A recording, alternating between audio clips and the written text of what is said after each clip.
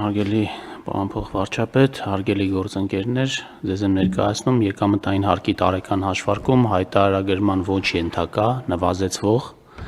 այսինքն չհարկվող եկամուտների տեսակներ եւ շեմեր սահմանելու մասին Հայաստանի Հանրապետության կառավարության որոշման նախագիծը։ Նախորդ տարի հարկային օրենսգրքում կատարվել են փոփոխություններ եւ էականորեն պարզեցվել է ֆիզիկական անձանց եկամուտների հայտարարագրման համակարգը։ Ներդրվել է հայտարարագրերի ինքնաշխատ ներկայացման համակարգ։ Մասնավորապես, հայտարարագիրը նախալրացնում է հարկային մարմինը իր մոտ առկա տեղեկատվության հիման վրա։ Ֆիզիկական անձը կարող է նախալրացված հայտարարագիրը փոփոխել, իսկ փոփոխությունների չենթարկվելու դեպքում հայտարարագիրը ներկայացնելու վերջնաժամկետի օրը այն համարվելու է օրենսդրությամբ սահմանված կարգով ներկայացված։ Այս շրջանակում նաև սահմանվել է, որ հայտարարագրման ենթակա չեն ընտանիքի անդամներից ստացվող, նվազեցվող եկամուտները։ Հայտարարատու ֆիզիկական անձի ընտանիքի անդամներ են համարվում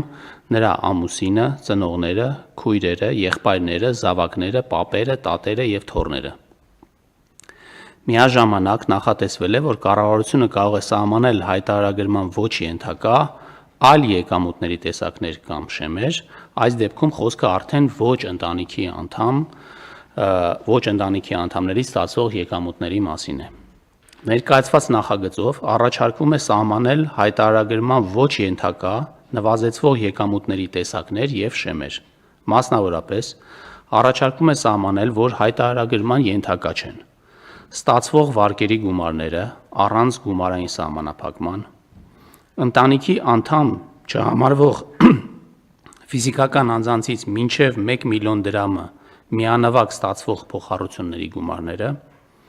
ոչ առևտրային կազմակերպություններից միանվագ մինչև 1 միլիոն դրամը ներառյալ անհատուց ստացվող ակտիվները, ժառանգության եւ նվիրատվության կարգով ընտանիքի անդամ չհամարվող ֆիզիկական անձանցից միանվագ մինչև 1 միլիոն դրամ արժեքով ստացվող գույքը եւ դրամական միջոցները եւ այլն, այսինքն ամբողջ ցանկը հավելվածով